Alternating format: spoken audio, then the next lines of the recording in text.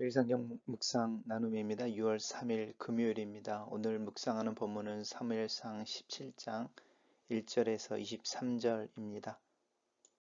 오늘의 본문을 읽습니다.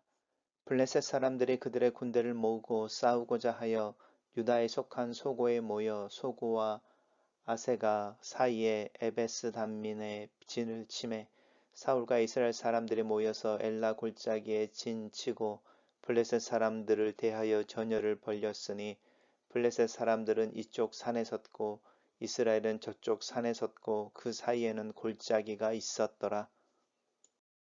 블레셋 사람들의 진영에서 싸움을 도두는 자가 왔는데 그의 이름은 골리앗이요 가드 사람이라. 그의 키는 6규빗 한 뼘이요 머리에는 노투구를 썼고 몸에는 비늘 갑옷을 입었으니 그 갑옷의 무게가 놋 5천 세겔이며 그의 다리에는 녹 각반을 쳤고 어깨 사이에는 놋 단창을 메었으니 그 창 자루는 배틀채 같고 창날은 1600 세겔이며 방패 든 자가 앞서 행하더라. 그가 서서 이스라엘 군대를 향하여 외쳐 이르되 너희가 어찌하여 나와서 전열을 벌였느냐. 나는 블레셋 사람이 아니며 너희는 사울의 신복이 아니냐. 너희는 한 사람을 택하여 내게로 내려 보내라. 그가 나와 싸워서 나를 죽이면 우리가 너희의 종이 되겠고 만일 내가 이겨 그를 죽이면 너희가 우리의 종이 되어 우리를 섬길 것이니라. 그 블레셋 사람이 또 이르되 내가 오늘 이스라엘의 군대를 모욕하였으니 사람을 보내어 나와 더불어 싸우게 하라 한지라. 사울과 온 이스라엘이 블레셋 사람의 이 말을 듣고 놀라 크게 두려워하니라. 다윗은 유다 베들레헴 에브라스 사람 이세라 하는 사람의 아들이었는데 이세는 사울 당시 사람 중에 나이가 많아 늙은 사람으로서 8아들이 있는 중 그 장성한 세 아들은 사울을 따라 싸움에 나갔으니 싸움에 나간 세 아들의 이름은 장자 엘리압이요 그 다음은 아비나답이요 셋째는 삼마며 다윗은 막내라. 장성한 세 사람은 사울을 따랐고 다윗은 사울에게로 왕래하며 베들레헴에서 그의 아버지의 양을 칠 때에 그 블레셋 사람이 40일을 조속으로 나와서 몸을 나타내었더라. 이새가 그의 아들 다윗에게 이르되 지금 내 형들을 위하여 이 볶은 곡식 한 에바와 이 떡 10덩이를 가지고 진영으로 속히 가서 내 형들에게 주고 이 치즈 10덩이를 가져다가 그들의 천부장에게 주고 내 형들의 안부를 살피고 증표를 가져오라. 그때의 사울과 그들과 이스라엘 모든 사람들은 엘라 골짜기에서 블레셋 사람들과 싸우는 중이었더라. 다윗이 아침 일찍 일어나서 양을 양치는 자에게 맡기고 이새가 명령한 대로 가지고 가서 진영에 이른즉 마침 군대가 전장에 나와서 싸우려고 고함치며 이스라엘과 블레셋 사람들이 전열을 벌이고 양군이 서로 대치하였더라. 다윗이 자기 짐을 짐 지키는 자의 손에 맡기고 군대로 달려가서 형들에게 문안하고 그들과 함께 말할 때에 마침 블레셋 사람의 싸움 독구는 가드 사람 골리앗이라 하는 자가 그 전열에서 나와서 전과 같은 말을 하매 다윗이 들으니라. 오늘 본문은 4개의 단락으로 나눠져 있습니다.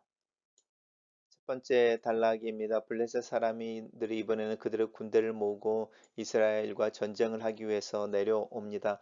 우리가 그 전에 있던 부분들 속에서 요나단과 또 요나단의 무기를 든 두 병사 둘이서 요나단과 요나단의 그 사환 둘이서 블레셋을 공격하고 하나님이 그들과 함께 하심으로 블레셋이 혼비박산하고 또 지진이 있어서 자중질환이 일어나는 중에 이스라엘이 블레셋 사람들을 몰아냈던 사건을 저희 묵상한 적이 있었습니다. 그 이후에 이제 패배한 블레셋이 시간이 지나서 다시 전력을 회복하고 복수하기 위해서 이제 이스라엘과 전쟁을 걸어오는 모습입니다. 이번엔 특별히 유다 지역이죠. 유다가 속한 소고에 모여서라고 말하고 있고 이 사울과 이스라엘 사람들이 모여서 엘라 골짜기에 진을 쳤다라고 말하니까 이 에베스 단민이라고 하는 이 지역이겠죠. 지역 사이이고 이곳에 엘라 골짜기에 진을 치는데 이 엘라 골짜기를 중심으로 하여서 이쪽에 산이 있고 산이 이제 양쪽에 있어서 한쪽에는 블레셋 사람들이 한쪽에는 이스라엘이 그리고 그 사이에는 이제 골짜기가 있었다. 이렇게 이제 전쟁의 상황에 대해서 설명하고 있습니다. 단락을 요약해 보겠습니다. 블레셋이 유다 지역을 공격하고 사울과 이스라엘은 엘리 골짜기에 진을 치고 블레셋과 대치한다. 이렇게 요약했습니다.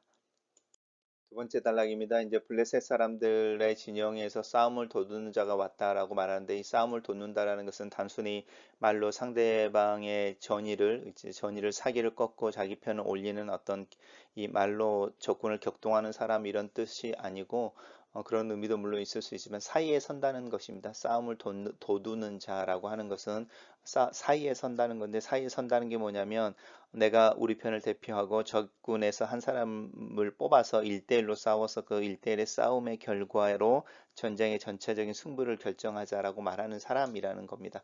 그래서 이제 대표인 거죠. 블레셋의 대표로 골리앗을 뽑아내고 이제 골리앗을 통해서 뭐라고 말하냐면 나는 블레셋 사람이 아니냐. 너희는 이스라엘 사울의 신복 종이 아니냐. 그래서 너희가 한 사람을 택해서 내게로 보내라. 그래서 그가 나와 싸워 나를 죽이면 우리가 너희의 종이 되고 만일 내가 죽여 그를 이기면 너희는 우리의 종이 된다 이렇게 말하는 것이죠. 우리가 소위 말해 이제 맞짱을 트는 걸로 전쟁을 정리하자 이렇게 말하는 거죠. 이게 이제 이 싸움을 돕군다는 뜻입니다. 그 사람 이름이 골리앗이고 가드 사람입니다. 블레셋은 5개의 부족으로 이루어져 있고 그 부족 중에 하나의 수도가 가드라는 곳입니다. 그러면서 이제 골리앗을 설명하고 있는데 키가 6규빗 한 뼘이다라고 말합니다. 6규빗인데 규빗이 45cm 정도 된다고 말하니까요. 우리가 이제 손가락을 편 상태 손가락에서 팔꿈치까지 정도의 길이입니다. 45cm라고 할 때 한 2m 70 정도 되는 것 같고요. 머리에는 노트구를 썼습니다. 그리고 비닐 갑옷을 몸에 입었는데 비닐 갑옷의 무게가 노수로 5,000세겔이다. 이렇게 말합니다. 이 세겔이라고 하는 부분에 세겔이 한 그러니까 1세겔이 한 11g 이 정도 잡으면요. 5,000세겔 정도 되면은 한 57g 이렇게 되는 것 같습니다. 최소한 50kg이 넘는 갑옷을 입을 수 있는 덩치인 것이죠. 그리고 그 무게를 견뎌낼 수 있는 거니까 이제 골리앗의 어떤 힘에 대한 이야기도 하고 있죠.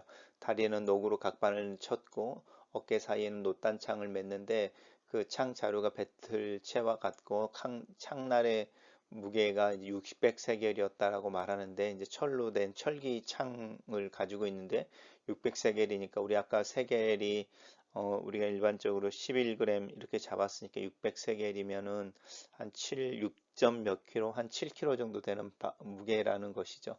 그리고 앞에서 방패 드는 자가 행한다 이렇게 말하면서 이 골리앗이 이제 거인이며 몸이 굉장히 좋은 몸짓의 용사, 장사다라는 것을 묘사하고 있습니다.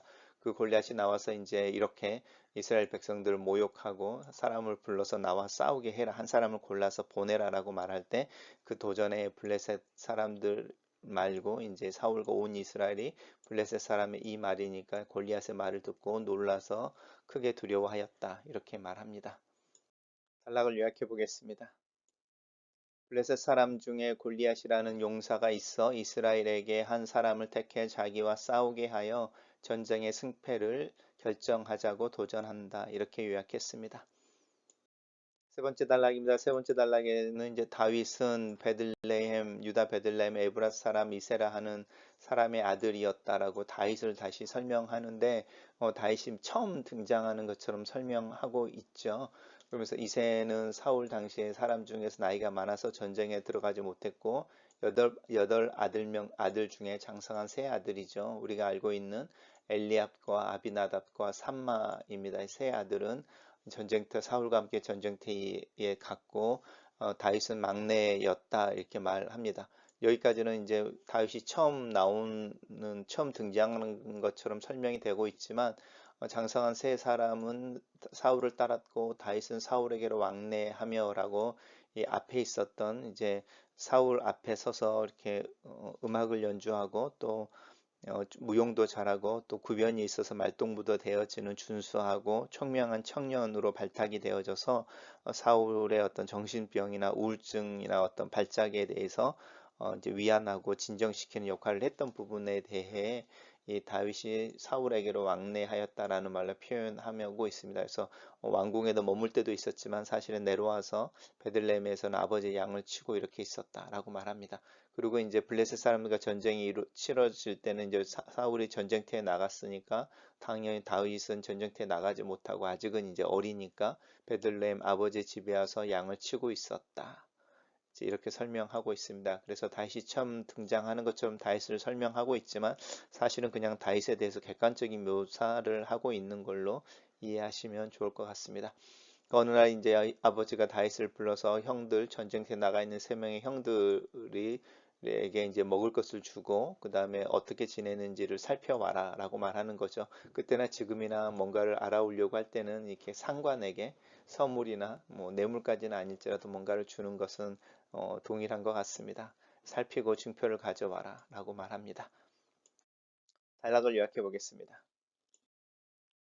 이제는 전쟁에 참여 중인 세 아들의 안부가 걱정되어 막내 아들을 전쟁터로 보낸다. 골리앗은 40일 동안을 아침 저녁으로 나와 이스라엘을 격동한다. 이렇게 요약했습니다. 마지막 단락입니다. 이제 다윗이 아버지의 말을 듣고 아침 일찍 일어나서 양은 양치는 자에게 맡기고 아버지가 명령하는 대로 이제 음식과 또 선물을 가지고 가서 이제 전쟁에 나가 있는 이제 전장에 나가는 거죠. 진영에 이르렀다. 그때 마침 골리앗 사람이 다시 나오는 거죠. 40일 동안을 지금 이러고 있는 거잖아요. 골리앗이 나와서 다시 이스라엘을 조롱하고 놀리면서 한 사람을 올려보내서 나와 싸우게 해라. 이제 이 이야기를 계속 하고 있는 것을 이제 다윗이 들었다라고 말하면서 뭔가 새로운 일들이 일어날 것 같은 그런 뉘앙스를 주면서 본문이 끝나고 있습니다. 단락을 요약해 보겠습니다. 다윗이 아버지 이새의 말을 따라 전쟁터에 이르던 때에 마침 골리앗이 나와 이스라엘을 격동하고 다윗은 세 형들에게 문안하고 골리앗의 말을 듣는다. 이렇게 요약했습니다. 첫 번째 묵상 나눔입니다. 사울이 왕위에 있는 동안 전쟁이 지속된다. 이번에는 블레셋이 모여 이스라엘의 전쟁을 걸어온다. 블레셋은 일전에 요나단과 그의 몸종의 기습과 하나님의 도우심으로 말미암아 패배하고 물러났었다. 하지만 그 사이에 힘을 길러 이스라엘에게 복수를 하기 위해 도전해 온다. 이 전쟁의 연속인 나날이 마치 현실과 같다. 하루하루를 사는 것이 때때로 살 얼음판을 걷는 것처럼 조심스러울 때가 있고 주변의 사람들과 삶의 여러 가지 문제들로 전쟁 같은 나날을 지날 때가 있다. 한번 해결된 줄 알았던 문제가 다시 발생하고 더 깊은 고민에 빠지게 되는 때도 있다. 두 번째 묵상 나눔입니다. 골리앗이 이스라엘 향해 심리적 도발을 일삼고 있다. 키가 3m에 달하며 몸을 50kg이 넘는 갑옷과 툭으로 감싸고 있다. 그의 창은 날만 7kg이 넘는다고 한다. 이 거대한 용사가 이스라엘 앞에 서서 날마다 이스라엘의 사기를 꺾고 있다. 이스라엘의 군대를 사울의 종이라고 비웃는 골리앗의 논리가 아이러니하다. 실제로 이스라엘은 사울의 종이 되기를 고집했다. 하나님을 왕으로 인정하기 싫어했다. 그런데 전쟁터에서 자신들이 신뢰하는 왕은 자신들의 자존심과 명예를 지켜주지 못하고 오히려 수치를 당하고 있다. 내 스스로 보호하고 권위를 내세우기 위해 붙잡고 있는 것은 무엇인지, 이 세상의 논리와 비난 앞에서 내 존재를 세워주는 그 기반은 무엇인지, 하나님이 아니면 아무도 나를 내 존재를 긍정해주고 보호해주는 이가 없다. 세 번째 묵상 나눔입니다. 블레셋과의 전쟁에 이새의 세 아들이 참여한다.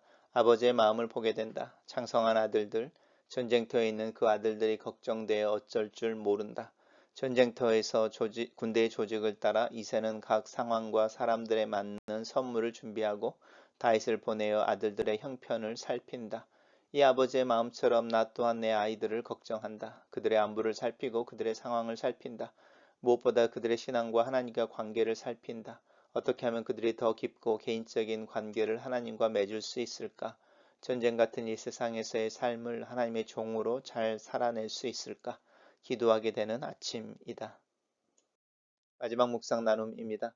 형들에게 음식을 전하고 형들의 안전을 확인하기 위해 전쟁터에 도착한 다윗은 골리앗이 외치는 이스라엘을 모욕하고 도발하는 소리를 듣는다.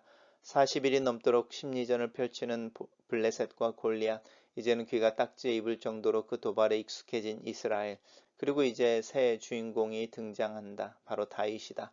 상황이 변하지 않고 지속되는 이 지겨운 상황에서 다윗의 등장과 같은 새로운 일이 시작되기를 꿈꿔본다.